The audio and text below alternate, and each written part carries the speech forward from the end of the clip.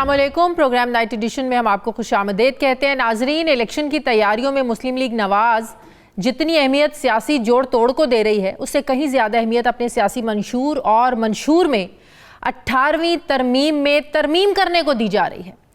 MQM के इत्तेहाद को जिस नुक्ते पर मनाया गया है, उसमें भी 18वीं तरमीम का एक बड़ा जिक्र है, उसकी यकीन दहानियाँ हैं।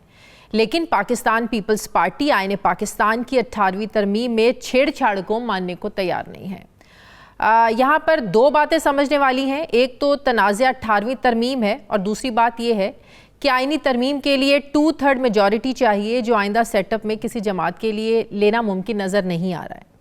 नाजरीन, अप्रैल 2010 में पाकिस्तान पीपल्स पार्टी की हुकूमत में आइन में 18वीं तरमीम लाई गई, जिसे खासी मकबूलियत हासिल हुई। जाहिर है 2/3 अक्सरियत तो किसी पार्टी के पास नहीं थी, तो उस वक्त मरकज़ की दो बड़ी पार्टियां पाकिस्तान पीपल्स पार्टी और अवामी नेशनल पार्टी की बका सूबाई खुद मुख्तारी में थी, जबकि मुस्लिम लीग नून ने तीसरी बार नवाज शरीफ को वज़ीर आज़म बनाना था। आईन जिसकी इजाज़त नहीं देता था, लिहाजा उन्हें अपना फ़ायदा देखते हुए पाकिस्तान पीपल्स पार्टी की 18वीं तरमीम की बात को मानना पड़ा। ये वही आइनी तरमीम है जिसमें सदर के पार्लियामेंट तोड़ने के इख्तियारात को पार्लियामेंट के हवाले किया गया था। ये वही आइनी तरमीम है जिसमें 2 बार से ज़ायद वज़ीर आज़म बनने की जो शिक थी उसको डाला गया। ये वही आइनी तरमीम है जिसमें शुमाली सरहदी सूबे को KPK का नाम दिया गया। ये वही आइनी तरमीम है जिसमें वफाक ने तालीम, सेहत, ज़राअत, एक्साइज और लोकल गवर्नमेंट जैसे महकमों को सूबों के हवाले किया। ये वही आइनी तरमीम है जिसमें पार्लियामेंट के इख्तियारात को महदूद करने की जनरल ज़ियाउल हक की 8वीं तरमीम और जनरल मुशर्रफ की 70वीं तरमीम के तहत होने वाली आइनी जो तब्दीलियाँ थीं उनको भी ख़त्म किया गया। अब मुस्लिम लीग नवाज़ और MQM, जिनका 18वीं तरमीम को बदलने का इरादा है, उनका मानना है कि तरमीम के मुताबिक मुल्की आमदन का लगभग जो 58% हिस्सा है ये विफाक सूबों को दे देता है। बाकी कर्ज़ों की किस्त देने, दिफा और तरक्याती मंसूबों के लिए नाकाफ़ी है, जबकि सूबों से फ़ंड्स को बल्दियाती हुकूमतों तक यकीनी बनाना चाहते हैं। इसी वजह से वो 18वीं तरमीम में तब्दीली करना चाहते हैं, बल्कि वो कह रहे हैं कि नामुकम्मल है, हम इसे मुकम्मल करेंगे। क्या कहा एहसन इकबाल साहब ने और राना सनाउल्लाह साहब ने, इस हवाले से ज़रा देखिए। 18वीं तरमीम अधूरी है। मुस्लिम लीग नून 18वीं तरमीम को मुकम्मल करेगी। 18वीं तरमीम का मकसद इक़्तिदार को मरकज से डिवॉल्व करके अवाम तक ले जाना था। PMLN वाज़े तौर पे ये ऐलान करती है कि 18वीं तरमीम जो है उसमें जो कुछ डिवॉल्व हो गया है उसे फर्दर सूबों से जिला की सतह पर और अवामी सतह पे, लोकल बॉडीज की सतह पे डिवॉल्व तो किया जा सकता है, लेकिन कोई चीज़ जो है वो रोल बैक करने वाली या जिस तरह का खौफ पीपल्स पार्टी पैदा करके वो इलेक्शन स्लोगन बनाना चाहती है, ऐसी कोई बात नहीं। अब बज़ाहिर तो 18वीं तरमीम में तरमीम अगर बल्दियाती हुकूमतों को तरक्याती मंसूबों के लिए ताकतवर बनाना है तो ये एक जायज़ एजेंडा मालूम होता है, लेकिन पाकिस्तान पीपल्स पार्टी और अवामी नेशनल पार्टी का एतराज़ है कि इससे छोटे सूबों की हक तलफी होगी और ख़ुद मुख्तारी भी मुतासिर होगी, जिसके तहफ़्फ़ुज़ के लिए वो दीवार बनकर खड़े होंगे। अब नाज़रीन, सवाल ये है कि आइनी तरमीम और कानूनी तरमीम ये दो मुख्तलिफ चीज़ें हैं, क्योंकि कानूनी तरमीम के लिए तो हुकूमत सादा अक्सरियत से काम चला सकती है, लेकिन आइनी तरमीम के लिए पार्लियामेंट में 2/3 अक्सरियत होना ज़रूरी है। तो क्या 18वीं तरमीम को तब्दील करने की जो हामी जमातें हैं, नून लीग है, MQM है और बलूचिस्तान से बाप पार्टी, पाकिस्तान पीपल्स पार्टी के बग़ैर क्या ये 2/3 अक्सरियत लेने जा रहे हैं, मिलकर हुकूमत बनाने जा रहे हैं? तो इसका जवाब है नहीं, क्योंकि चंद रोज़ पहले जरदारी साहब की जो अपनी सियासी कैलकुलेशन है वो ये बता चुके हैं कि कोई भी जमात सादा अक्सरियत यानी 172 सीटें लेने की पोजीशन में नहीं है। तो फिर आइनी तरमीम तो दूर, कानूनी तरमीम में पीपल्स पार्टी को फिर डर कैसा है? जैसा कि राना सनाउल्लाह साहब ये बात कर रहे थे कि पीपल्स पार्टी को किस चीज़ का खौफ है? क्या वो इलेक्शन के लिए सिर्फ एक स्लोगन बनाना चाहते हैं, इसीलिए खौफ बना रहे हैं इस चीज़ को? मैं बात करूंगी, मुझे ज्वाइन कर रहे हैं पाकिस्तान पीपल्स पार्टी के रहनुमा जनरल रिटायर्ड अब्दुल कादिर बलोच साहब। अस्सलाम वालेकुम, बहुत बहुत शुक्रिया जनरल साहब आपका। जनरल साहब, नून लीग समझती है कि क्या ज़रूरत है आप लोगों को इतना खौफ में रहने की? 18वीं तरमीम में अगर हम तब्दीली की बात कर रहे हैं तो हम चाह रहे हैं कि सूबों को जो इख्तियारात दिए थे, जो वसाइल हैं, वो ये चाहते हैं कि वो नीचे बल्दियाती इदारों तक भी पहुँचे, जो वसाइल हैं नीचे तक भी पहुँचे। इस चीज़ को लेकर वो तब्दीली करना चाहते हैं। आप लोगों को डर कैसा, खौफ कैसा? क्या आप सिर्फ इलेक्शन के लिए स्लोगन बनाना चाह रहे हैं? हमें किसी किस्म का खौफ नहीं है। पहले तो PMLN को ये फैसला करना चाहिए कि उनको किसने इख्तियार दिया है कि तमाम छोटे सूबों की तरफ से वो नुमाइंदा बने और उनका पॉइंट ऑफ व्यू सामने लाए। पहले तो वो अपने ही पार्टी के छोटे सूबों से मुताल्लिक जो उनकी क़यादत है उनसे तो उनकी राय ले कि क्या वो 18वीं तरमीम में मजीद किसी किस्म के कोई तरमीम चाहते हैं कि नहीं चाहते हैं। ये वहाँ पर लाहौर में बैठ के या इस्लामाबाद में बैठ के और ये हक अपने पास रख के और राय देना मेरे ख्याल में मुनासिब नहीं है। ये एक ज़बरदस्त आईनी तरमीम है, इसके ऊपर सारे सूबे मुत्तफिक हो चुके हैं। इसमें बगावत से मुताल्लिक जो खदशात थे वो सब के सब रफा हो गए हैं और पूरा मुल्क एक ग्रिड पे आ चुका है और मुल्की इस्तेहकाम की तरफ तमाम पार्टीज अपनी कंट्रीब्यूशन कर रहे हैं। मेरे ख्याल में इस आईनी तरमीम को टच करना एक तबाही की तरफ जाने की। लेकिन जनरल साहब, अगर वो उनका इरादा ये है, एजेंडा ये है कि सूबों से इख्तियार बलदियाती नुमाइंदों को भी जाने चाहिए। जब भी बलदियाती हुकूमतें आती हैं, MQM ये माजी में शिकवा करती रही है कि उनके तो हाथ बंधे हुए हैं, उनका मेयर ज़रूर है लेकिन उनके पास तो वसाइल नहीं है। जो हुकूमत बैठी होती है सिंध में वो नून पीपल्स पार्टी पर इल्ज़ाम लगाते थे कि वो उनको तो पैसे नहीं देते हैं। तो बेसिक एजेंडा इनका ये है, मकसद ये है कि सूबे जो हैं शेयर बलदियाती नुमाइंदों तक भी दें, बलदियाती हुकूमतों को भी दें ताकि वो अपने मामलात चला सकें। तो ये कोई गलत बात तो नहीं है?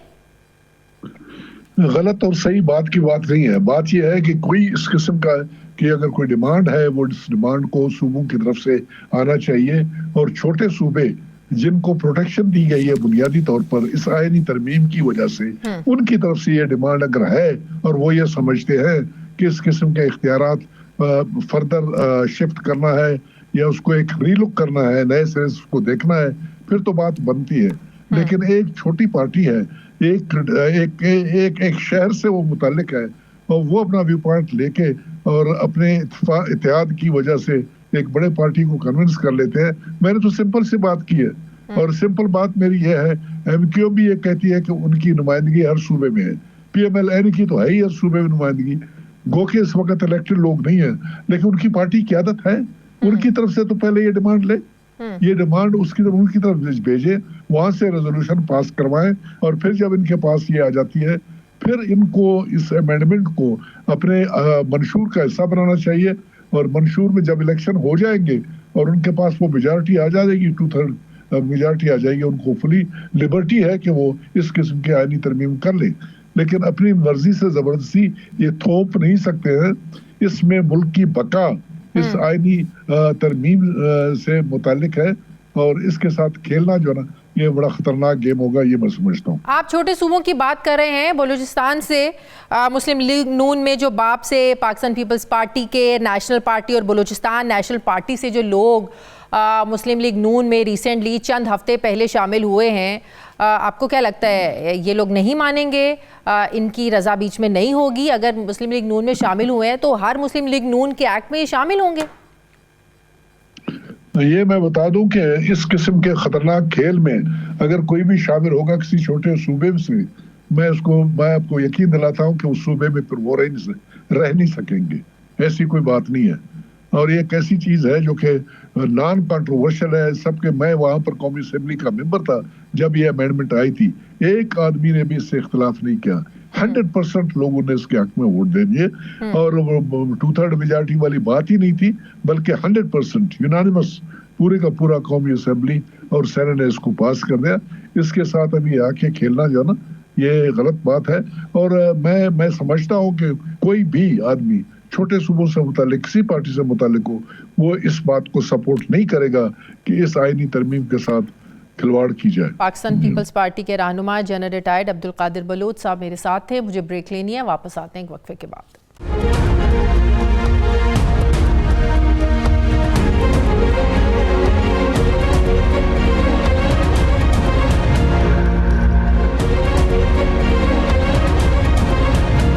ब्रेक के बाद एक बार फिर से आपको खुशामदीद कहते हैं। नाज़रीन, इलेक्शन की आमद है लेकिन सियासी मंजरनामा अभी इतना क्लियर नहीं हुआ है कि कौन हुकूमत बनाने जा रहा है, कौन ऑपोजिशन में होगा, ये भी कुछ हतमी तौर पर नहीं कहा जा सकता, लेकिन लगता यूँ है कि मुस्लिम लीग नून बाकायदा हुक्मरान पार्टी होने का तासुर दे रही है। उनका बाकायदा बयानिया भी तय हुआ है या हतमी मंशूर लिखा गया है, लेकिन 18वीं तरमीम को मुकम्मल करने के नाम पर और एक और तरमीम का इरादा ज़रूर बार बार सामने ला रही है मुस्लिम लीग नून। इसमें कौन कौन सी शिक को छेड़ा जाएगा या कोई नई शिकें बीच में डाली जाएंगी, इससे पहले कि ये तफसीलात सामने आती, दावे और मुखालिफत सामने आ गई है। यानी मुस्लिम लीग नून MQM के साथ मिलकर 18वीं तरमीम में तब्दीली करना चाहती है और पाकिस्तान पीपल्स पार्टी और अवामी नेशनल पार्टी जो है वो इसकी मुखालिफत पर उतर आए हैं। बिलावल भुट्टो जरदारी और ANP के एमल वली खान 18वीं तरमीम में किसी भी छेड़छाड़ के हक में नहीं है। क्या कहा बिलावल भुट्टो साहब ने, जरा देखिए। ये जो पुराने सियासत कर रहे हैं वो आज से दावे कर रहे हैं कि 18वीं तरमीम को हम खत्म करेंगे, NFC को कम करेंगे। इसका मतलब क्या है? मतलब ये है कि आपके हक पे डाका मारना। मैं इंशाअल्लाह ताला हुकूमत बनाऊंगा, 18वीं तरमीम पे अमल दरामद करूंगा। वो तमाम वजारतें जो आज इस्लामाबाद में है, मैं इस्लामाबाद में वो वजारतें बंद करूंगा और वफाक में जो ब्यूरोक्रेसी है वो 18वीं तरमीम की मुखालफत करते हुए ना खुद कुछ काम करते हैं ना किसी और को कोई काम करने देते हैं। नाज़रीन, चंद रोज पहले मेरे ही प्रोग्राम में सीनियर सियासतदान मोहम्मद अली दुरानी साहब ने कहा था कि एक सियासी जमात हुक्मरान जमात बनकर घूम रही है। कुछ ऐसा ही बयान बिलावल भुट्टो जरदारी ने भी दिया है कि कुछ लोगों को ये गलत फहमी लाहक हो चुकी है कि हवाओं का रुख उनकी तरफ है। सवाल यह है कि एक तरफ हवाओं का रुख और दूसरी तरफ तरमीम का खदशा। क्या पीपल्स पार्टी और अवामी नेशनल पार्टी को ये बिल्कुल यकीन हो चला है कि आइंदा हुकूमत मुस्लिम लीग नवाज ही बनाने जा रही है, और वो भी 2/3 अक्सरियत के साथ? ऐसा क्यों है कि मुस्लिम लीग के खैर खा शाहिद खाकान अब्बासी और आसिफ अली जरदारी जैसे सीनियर सियासतदान ये समझते हैं कि आइंदा इलेक्शन में कोई जमात भी सादा अक्सरियत भी हासिल नहीं कर सकती, तो फिर मुस्लिम लीग नून आइन में तरमीम कैसे कर पाएगी? क्या मुस्लिम लीग नवाज बाकी सियासी पार्टियों को भी इस एजेंडे पर एतमाद में लेगी, या फिर सबकी मुखालफत मोल लेकर पहले हुकूमत में आएगी और फिर ये जो अहम तरमीम का इशू है इसको भी मुकम्मल करने में कामयाब हो जाएगी? मैं बात करूँगी, मुझे राना तनवीर हुसैन साहब ज्वाइन कर रहे हैं, मुस्लिम लीग नून के सीनियर रहनुमा। अस्सलाम वालेकुम, बहुत बहुत शुक्रिया राना साहब आपका। राना साहब, ये क्या बहस आप लोगों ने एक बार फिर से छेड़ दी है 18वीं तरमीम की? 2013 में जब आप लोगों की हुकूमत आई थी उस वक्त आप लोगों ने इस पर बात नहीं की थी 18वीं तरमीम में, बल्कि आप लोगों ने अप्रैल 2010 में जब इसका साथ दिया था। लेकिन अगर कोई मसला था आप 2010 में भी बात कर सकते थे। फिर जब आप लोगों की हुकूमत आई उस वक्त भी आप इन इख्तियारात की बात कर सकते थे कि सूबों से हमें इख्तियारात बल्दियाती हुकूमतों को देने हैं। ये एकदम अब 10 साल के बाद दोबारा अगर आप लोगों की हुकूमत आती है, अभी ख्याल क्यों आ रहा है 18वीं तरमीम को छेड़ने का? राना साहब।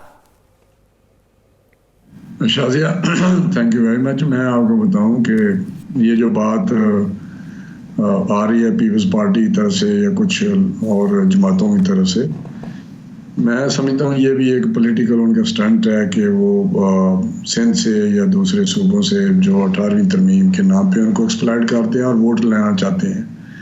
हालांकि ना हमारे मंशूर में है कि 18वीं तरमीम को हम कुछ ख़त्म करेंगे या कोई ऐसा कभी हमने उस लेवल पे बात की है या डिस्कस हुआ है पार्टी में या कोई फैसला हुआ है। लेकिन एक बात ज़रूर है कि 18वीं तरमीम में कुछ ज़रूरी नहीं कि वो मनोअन सारी की सारी चीज़ें ठीक है। एक आई चीज़ 18वीं तरमीम अच्छी तरमीम थी, लेकिन जब उस पर अमल करने की बात हुई तो उसमें बहुत सारी वीकनेसेस सामने आई। और ये मेरा अपना ज़ाती असेसमेंट, और उस वक्त भी जब ये तरमीम हो रही थी उस वक्त भी मैंने कमेटी को कहा था कि मुझे मौका मिलना चाहिए, मगर रज़ा रब्बानी साहब को, तो उन्होंने कहा जी आपकी उधर रिप्रेजेंटेशन है, आपके वहाँ ऑनरेबल को 3-4 मेंबर्स हैं उस कमेटी में जो 18वीं तरमीम को डील कर रही थी। तो उस वक्त भी मेरा तो ख्याल आज भी है कि ये रिविजिट ज़रूर होना चाहिए कि कहाँ। तो 2013 में जब आप लोगों की हुकूमत आई तब रिविजिट करना चाहिए था ना आप लोगों को? नहीं, आप जो मैंने पहले जवाब दिया है मेरा ख्याल आपने सुना नहीं है कि ये पार्टी के लेवल पे या उस लेवल पे कोई फैसला नहीं हुआ। ये तो मैं अपनी बात कर रहा हूँ कि नहीं, मैं ये बात नहीं करी फैसला हुआ। अगर फैसला नहीं भी हुआ तो जो राना सनाउल्लाह साहब हों, दूसरे पार्टी के लोग हों, वो क्यों फिर आकर ये बात कर रहे हैं कि हम ये काम करेंगे, वो कहते हैं हम ख़त्म करने की बात नहीं करेंगे। हाँ, हम जो NFC अवार्ड है इसमें हम तब्दीली लेकर आएंगे। दूसरा जो है वो सूबों से इख्तियारात जो हैं हम जो बल्दियाती हुकूमतें हैं वहाँ तक मुंतकिल करेंगे। मतलब कि 18वीं तरमीम में तरमीम की बात हो रही है, ख़त्म करने की आप लोग बात नहीं कर रहे। नहीं, इसमें दो इशू हैं शाजिया, मैं आपको बड़ा क्लैरिटी के साथ बताता हूँ। क्लैरिटी इसमें बड़ी वाज़ेह तौर पे चीज़ें हैं। मैं कह रहा हूँ कि वो चीज़ें हैं जो उसमें कुछ ऐसी चीज़ें हैं कि जिस पे इम्प्लीमेंटेशन नहीं हुई, एग्जीक्यूशन नहीं हुई, और उसकी वजूहात जो भी हैं कि सूबों के पास कैपेसिटी नहीं है या थी नहीं या है नहीं है कि उनको एग्जीक्यूट करने में या इतना सारे मामलात को आगे चलाने में। ये passage with the passage of time होता है, ऐसा फेजेस में होता। तो उसमें कॉन्स्टिट्यूशन में ये भी लिख सकते थे 5 साल में ये होगा, 10 साल में ये होगा, ताकि सूबे अपनी कैपेसिटी बिल्डिंग भी कर सकें। दूसरी जो बात ये वो बात हो रही है वो बड़ी ऐसी बात है जिसमें आप कह सकते हैं कि ये उसमें जो प्रोविंशियल जो लोकल गवर्नमेंट फाइनेंस कमीशन बना हुआ है वो उस पे इन्होंने पैसे दिए नहीं, नीचे सूबों ने, किसी सूबे ने भी नहीं दिए। कि एक अगर NFC के तहत सूबों को पैसे जा रहे हैं तो सूबों का ये अवलीन फर्ज था कि वहां पे वो अपनी डिस्ट्रीब्यूशन से बैठते और वो करते और वहाँ जो लोकल गवर्नमेंट है उसको वो ट्रांसफर करते पैसे। लेकिन वो किसी ने नहीं किए। ये कोई पूछने वाला नहीं कि भाई आपने लोकल गवर्नमेंट को पैसे क्यों नहीं दिए, जबकि उसमें 18वीं तरमीम ये है और ये सारी चीजें देखने वाली है। मेरा मतलब है कि इसको रिविजिट होना चाहिए और सभी पार्टी को बैठ के, जो पार्लियामेंट में पार्टीज होंगी जिनकी नुमाइंदगी होगी, उनको एक कमेटी बन जाए जिस तरह पहले बनी थी। तो उसके रिविजिट करने में कोई खुदा न खास्ता कोई उस्मानी सीफा तो नहीं है, उस पर बैठ के कंसेंसस के साथ बैठ के डिस्कस करें और उसमें जो भी इम्प्रूवमेंट हो सकती है, जो उसमें वीकनेसेस हैं या कैपेसिटी की बात है या कुछ एग्जीक्यूशन नहीं हुई, तो फिर आप लोगों को बड़ा, आप फिर शायद अपना जो मैसेज है उसको ठीक तरह से पार्टी के जो लोग कम्युनिकेट नहीं कर पा रहे हैं। जिस तरह बात करें कि हम ये करेंगे, इसे एक इश्तियाल फैल रहा है। अमल वली खान साहब कह रहे थे कि मुल्क टूट जाएगा, तो एक बड़ा क्योस सा मच रहा है ना मुल्क में। आप लोगों को ये कहना चाहिए कि हम सब पार्टियों को मिलाएंगे, बिठाएंगे, मशवरा करेंगे, लेकिन जिस तरीके से कहा जा रहा है हम ये करेंगे, तो उससे ज़ाहिर इश्तियाल आ रहा है पाकिस्तान पीपल्स पार्टी को।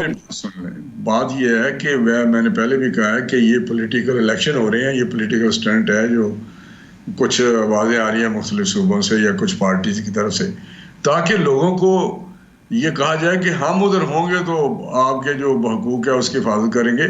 भाई सारे पाकिस्तान के हकूक की हिफाजत जो भी पार्टी आएगी वो करती है। अभी बलोचिस्तान की बात करें, जितना बलूचिस्तान के लिए काम किया है PMLN ने, मियाँ नवाज शरीफ साहब ने, या पिछले 16 महीने में शहबाज साहब ने जितने वहाँ दौरे किए हैं, जितना वहाँ काम किया है, वहाँ पे यूनिवर्सिटी बनी है, वहाँ पे डेवलपमेंट हुई है, तो मेरा ख्याल है ये बात करना कि खुदा न खास्ता PMLN कोई ऐसी बात करने जा रही है, बिल्कुल नहीं। PMLN अगर करेगी तो पाकिस्तान के मुफाद में, सूबों के मुफाद में वो बात, और सभी पॉलिटिकल जो स्टेक होल्डर्स हैं उनको साथ मिला के करेंगी। सही, ठीक है। अब जरा आ जाएं इंट्रा पार्टी इलेक्शंस पर राना साहब। इंट्रा पार्टी इलेक्शंस जिस तरह बाकी पार्टियां हमेशा करवाती आई हैं, आप लोग हों, पाकिस्तान पीपल्स पार्टी हो, उसी तरीके से अगर पाकिस्तान तहरीक इंसाफ ने करा लिए हैं, तो मुस्लिम लीग नून को क्यों लग रहा है कि ये धांधली नहीं है, धांधला है?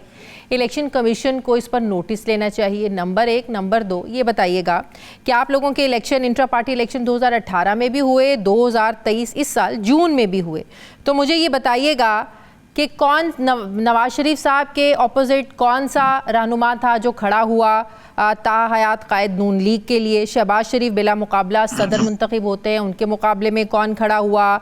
2023 में मरियम नवाज साहिबा बिला मुकाबला चीफ ऑर्गेनाइज़र मुंतखब होती हैं, कौन उनके मुकाबले में खड़ा हुआ?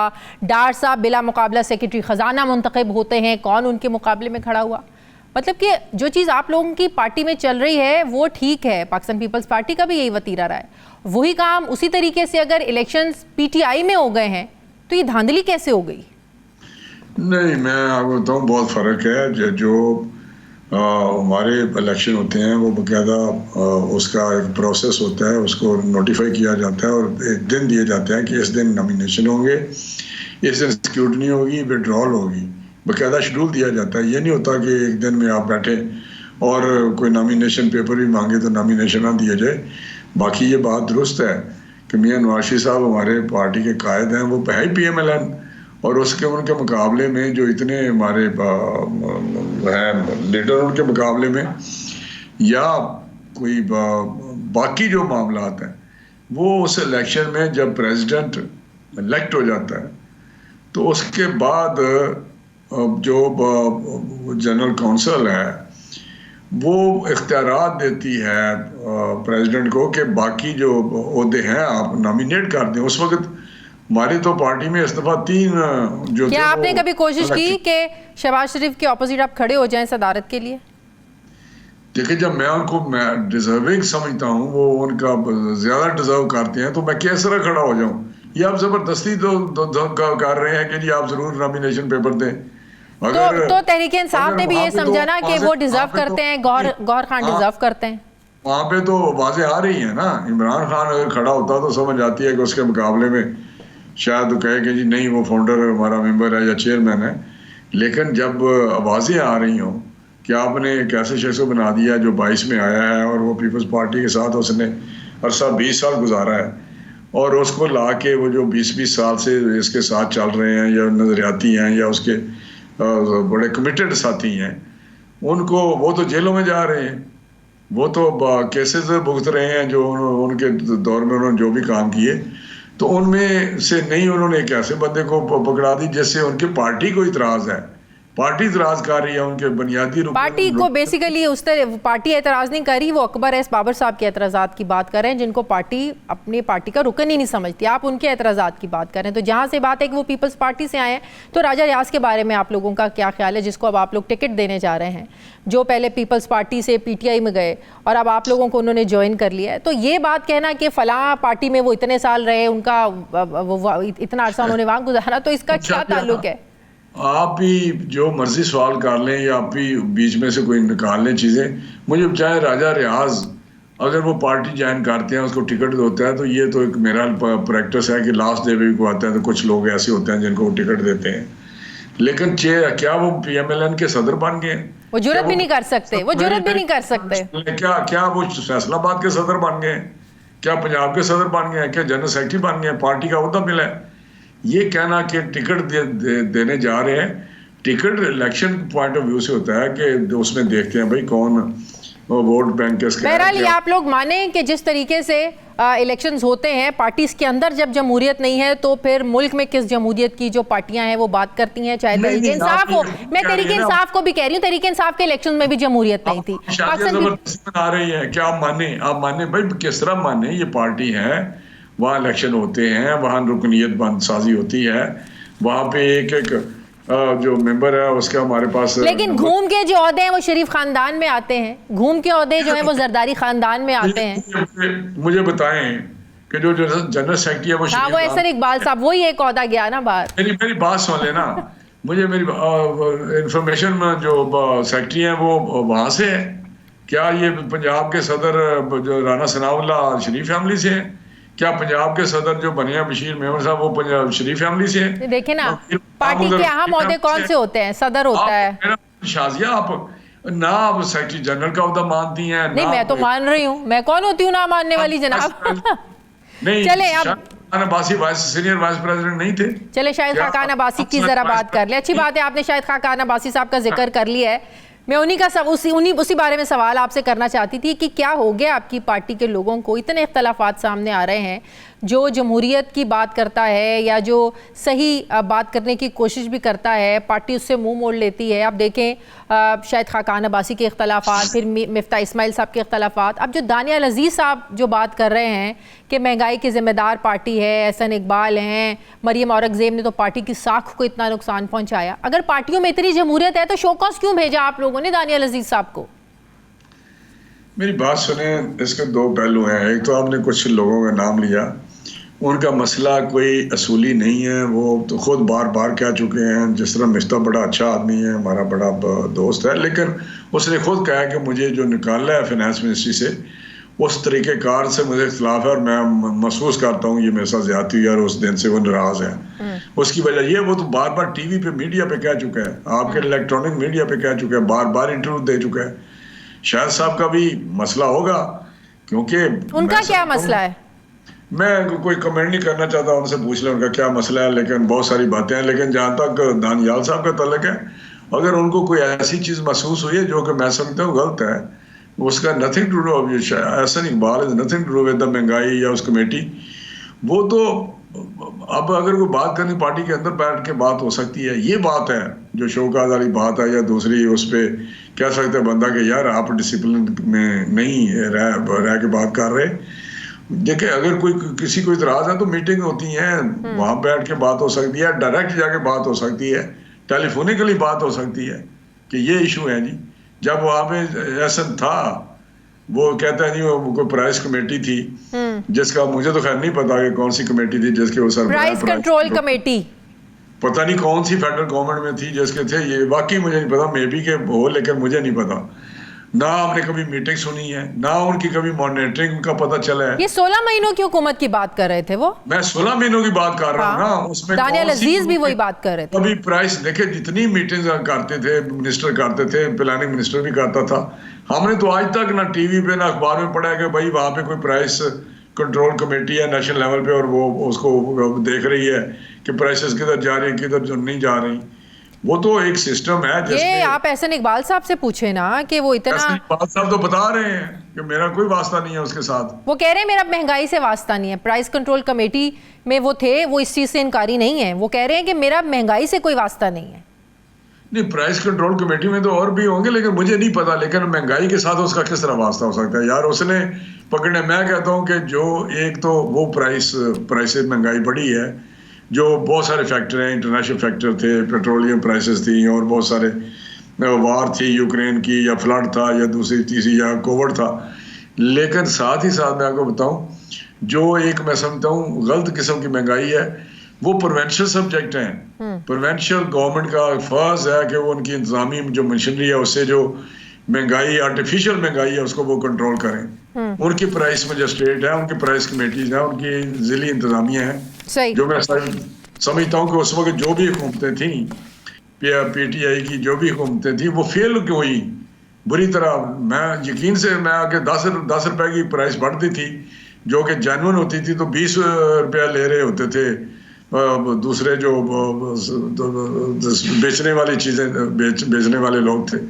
तो उनको कोई किसी ने चेक ही नहीं किया। इतना इंतजामी बुरा हाल था इंतजामी तौर पे। बहुत शुक्रिया मुस्लिम लीग सीनियर रहनुमा राना तनवीर हुसैन साहब मेरे साथ थे। मुझे ब्रेक लेनी है, वापस आते हैं वक्फे के बाद।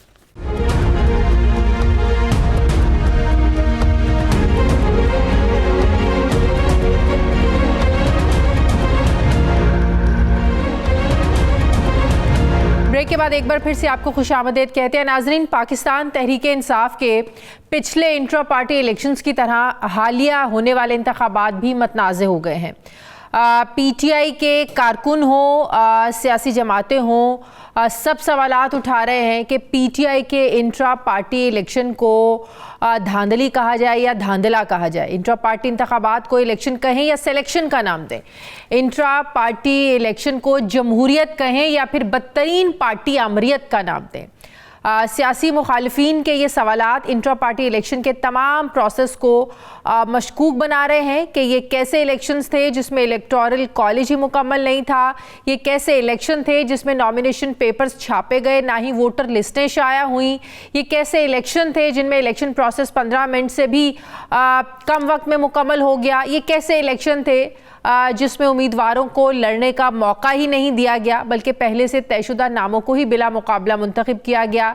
नए chairman PTI barrister Gohar Ali Khan को उस्मान बुज़दार प्लस कहा जा रहा है। पीटीआई पार्लियामेंटेरियन के सरबरा परवेज़ खट्टक को तो यहाँ तक लगता है कि बैरिस्टर गौहर के पास पार्टी कार्ड ही नहीं है, यानी उनकी रुकनियत पर ही उन्होंने सवाल उठा दिया। क्या कहा परवेज़ खट्टक साहब ने, ज़रा देखिए। सबसे पहले तो गौहर को मैंने शामिल कराया, मैं उसकी इज्जत करता हूँ, मेरा वकील भी रहा है, लेकिन ये उसकी पोजीशन नहीं बनती थी। इस पीटीआई में बहुत सारे सीनियर हैं, उनको मौका देना चाहिए था ताकि पार्टी आगे चले। इमरान खान अपने अलावा किसी और को नहीं मानता। एक बंदा मेंबर ही नहीं, उसका कोई पार्टी से वाबस्तगी नहीं, उसको पार्टी का सर पैर ही नहीं पता, उसको सरबराह बना दिया। फिर जमहूरियत को भूल जाए, साफ सुथरा इलेक्शन भूल जाए। बैरिस्टर गौहर के साथ अली अमीन गंडापुर को खैबर पख्तूनख्वा की सदारत और उमर अयूब को मरकज़ी सेक्रेटरी जनरल बनाने पर भी सवाल उठ रहे हैं कि ऐसे लोगों को मुंतखब क्यों किया गया है जो कानून की नज़र में मफरूर और गिरफ्तारियों के डर की वजह से मंजर आम से ही गायब हैं। अब दूसरी तरफ क्या कोई ये तसव्वुर कर सकता है कि मुस्लिम लीग नवाज़ के इंट्रा पार्टी इलेक्शंस हों और वहाँ मियाँ नवाज शरीफ के मुकाबले में ख्वाजा साद रफ़ीक सदर के लिए खड़े हों और वो फिर पार्टी में भी रह सकें, या चेयरमैन बिलावल भुट्टो के मुकाबले में कमर जमान कायरा हों और उनके तजुर्बे समेत उनका बोरिया बिस्तर भी फिर गोल ना कर दिया जाए? क्या ऐसे हो सकता है? जून 2023 में मुस्लिम लीग नून के इंट्रा पार्टी इलेक्शंस हुए तो हमेशा की तरह तमाम मरकज़ी ओहदे शरीफ ख़ानदान में बिला मुकाबला बांटे गए। सिर्फ सेक्रेटरी जनरल का ओहदा शरीफ ख़ानदान से बाहर इस एहसन इकबाल के हिस्से में आया। इससे पहले 2018 में जाएं तो 2018 के इलेक्शंस में भी यही कुछ हुआ था और सज़ा याफ्ता और नाहल होते हुए भी नवाज शरीफ को ताहयात पार्टी कायद बरकरार रखा गया था। उसी तरह 2017 में पाकिस्तान पीपल्स पार्टी के इंट्रा पार्टी इलेक्शंस हुए तो मरकज़ी ओहदे यानी पार्टी सदारत और चेयरमैनशिप भुट्टो ख़ानदान से बाहर नहीं गई, कभी नहीं गई। ऐसे लगता है कि पॉलिटिकल पार्टीज ऑर्डर 2002 के दबाव की वजह से, उस प्रेशर की वजह से हर 4 साल के बाद इंट्रा पार्टी इलेक्शंस का ढोंग रचाना सियासी जमातों की एक सिर्फ मजबूरी बन चुका है। अब आ जाएं बुनियादी सवाल की तरफ कि एक जमहूरी निज़ाम में जब सियासी पार्टियों में जमहूरियत नहीं है तो ये सिस्टम से खुद कौन सी जमहूरियत का तकाजा करते हैं? बिल्कुल उसी तरह बज़ाहिर ऐसे लगता है कि पाकिस्तान तहरीक इंसाफ ने भी इलेक्शन कमीशन के दबाव में आकर ही सिर्फ इंट्रा पार्टी इलेक्शन करवाने की हुज्जत तमाम की है। मगर ये सवाल भी अपनी जगह कायम है कि अगर क्या पीटीआई सारे प्रोसेस के बारे में इलेक्शन कमीशन को क्या मुतमईन कर पाएगी? अगर नहीं कर पाएगी तो उनकी नेक्स्ट स्ट्रैटेजी क्या होगी? क्या वाकई ही उजलत में कराए जाने वाले इलेक्शंस की वजह से पीटीआई को इलेक्शन कमीशन और अदालत में शर्मिंदगी का सामना एक बार फिर से करना पड़ सकता है? क्योंकि कहा जा रहा है कि पार्टी आइन के मुताबिक जमाती इलेक्शन से पहले नेशनल काउंसिल का इंतखाब ज़रूरी था। इस पाबंदी को भी मलहूज़े खातिर नहीं रखा गया। नाज़रीन, इसी पर बात करने के लिए मुझे ज्वाइन कर रहे हैं तहरीक इंसाफ के रहनुमा नईम हैदर पंजोथा साहब। अस्सलाम वालेकुम, बहुत बहुत शुक्रिया नईम हैदर पंजोथा साहब आपका। नईम साहब, ये बताइएगा कि पिछले साल जब जून में तहरीक इंसाफ के इंटर पार्टी इलेक्शंस हुए और इलेक्शन कमीशन की तरफ से जो एतराज़ात उठाए गए दस्तावेज़ात की जानिब से, उनको और चाहिए थी, कुछ डॉक्यूमेंट्स आप लोगों ने और उनको मुहैया करिए किए, लेकिन उसके बाद भी हमने देखा कि इलेक्शन कमीशन जो था वो मुतमईन नहीं हो सका और फिर 20 दिनों का अब आपको टारगेट दिया गया था। अब आप लोगों ने इलेक्शंस तो करवा लिए, जो प्रोसेस था जल्दी में आप लोगों ने मुकम्मल कर लिया, लेकिन इतने ज़्यादा सवालात उठ रहे हैं सियासी जमातों की तरफ से भी, आप लोगों की पार्टी के जो लोग हैं वो भी इस पर सवाल उठा रहे हैं। तो अगर एक बार फिर से इलेक्शन कमीशन मुतमईन ना हुआ, क्योंकि पिछले साल होने वाले इलेक्शंस में अपने ताईं तो आप लोग मुतमईन कर चुके थे और बकौल आप लोगों के कि इलेक्शन कमीशन ने कहा था कि बल्ले का निशान आप लोगों को ही मिलेगा, उसके बावजूद ऐसा कुछ नहीं हुआ, दोबारा से इलेक्शंस करवाने पड़े। अगर अब की बार ऐसा दोबारा होता है तो नेक्स्ट स्ट्रैटेजी क्या होगी आप लोगों की? बहुत शुक्रिया जी, बड़ी मेहरबानी। पहली बात तो ये है कि इंतखाबात जो है 2022 के अंदर जो आपने ख़ुद फरमाया वो बिल्कुल हमने अपने कॉन्स्टिट्यूशन के मुताबिक करवाए और वहाँ पर तमाम दस्तावेज़ात जो हैं सबमिट करवा दी विद कॉन्स्टिट्यूशन। लेकिन जो नोटिस दोनों भेजे गए उन दोनों नोटिस के अंदर ये नहीं कहा गया कि आपने जो इंटर पार्टीज इलेक्शन है वो ठीक नहीं करवाए। तो लिहाजा ये इस मौके के ऊपर इलेक्शन कमीशन की बदनीति थी कि हमें ये कह देना कि 20 दिन के अंदर इलेक्शन करवाए जाएं, क्योंकि 8 तारीख वहाँ पर इलेक्शन के लिए मुख्तस थी। और अगर देखा जाए तो स्टेट ने, चाहे वो PDM की हुकूमत हो या निगरान सेटअप हो, उन्होंने मुसलसल जो है पाकिस्तान तहरीक इंसाफ को, इमरान खान साहब को साइड लाइन करने के लिए और उनके ऊपर मुकदमात बनाने के लिए, और डिस्क्वालिफिकेशन वाला मामला बेशक हो, कोई भी मुकदमा हो, तो वो उन्होंने कोई कसर नहीं छोड़ी। अब इलेक्शन कमीशन ने डिस्क्वालिफिकेशन वाला मामला भी सामने आपके है कि उन्होंने डिस्क्वालिफिकेशन की, क्योंकि इस वक्त जो मामला था वो ये था कि इमरान खान साहब की जो नायली थी उसको ख़त्म करने के लिए एक दरख्वास्त दी थी जो तोशाखाना केस के अंदर फैसला आया था उस ऑर्डर को सस्पेंड करने के लिए, वो इस्लामाबाद हाई कोर्ट के अंदर फिक्स थी और उसके ऊपर भी आप देख लें कि फ़ैसला महफूज हो गया। अगर ये सारी साइडें देख लें, चाहे यानी कि स्टेट हो, इलेक्शन कमीशन हो या अदालत हो, तो हर एक की इमरान खान साहब के ख़िलाफ़ वाज़ह नज़र आया और उन्होंने जो है ये नौबत इस वजह से आई कि ये सारा एक ऐसा रवैया किया गया। अच्छा, अब जो इलेक्शंस हुए हैं उसके अंदर मैं नहीं समझता कि कोई ऐसी चीज़ जो है वो रह गई हो, क्योंकि हमने पूरा जो प्रोसेस है वो जो कॉन्स्टिट्यूशन है हमारा उसके मुताबिक फॉलो किया है। अगर दूसरी जमातों के इलेक्शन पिछले साल का इलेक्शन भी कॉन्स्टिट्यूशन के मुताबिक ही करवाया था, पूरी दस्तावेजात बाद में भी इलेक्शन कमीशन के मांगने पे आप लोगों ने फराहम की थी, सब कुछ किया था। अब अपने ताई तो आप लोग वो भी मुकम्मल किए बैठे थे, अपने ताई तो आप लोग वो भी इलेक्शन साफ और शफाफ थे। मसला जो है अब वो सवाल ये उठ रहा है कि अकबर एस बाबर साहब ने भी सवालात उठाए कि वोटर की कोई इंतखाबी लिस्टें जारी नहीं की गई, बिल्कुल एक सीक्रेट रखा गया मकाम को जहां इलेक्शंस के लिए वोटिंग का जो भी प्रोसेस था, जो भी आप लोगों का मकाम था। मतलब कि इतना ज़्यादा सवालात उठ रहे हैं कि इलेक्शन ऐसे मतनाज़े हो गए, इलेक्शन कमीशन से इस पर नोटिस लेने को कहा जा रहा है। पीपल्स पार्टी भी कह रही है, नून लीग भी कह रही है। अगर एक बार फिर से मतनाज़े हो जाते हैं तो फिर क्या करेंगे आप लोग?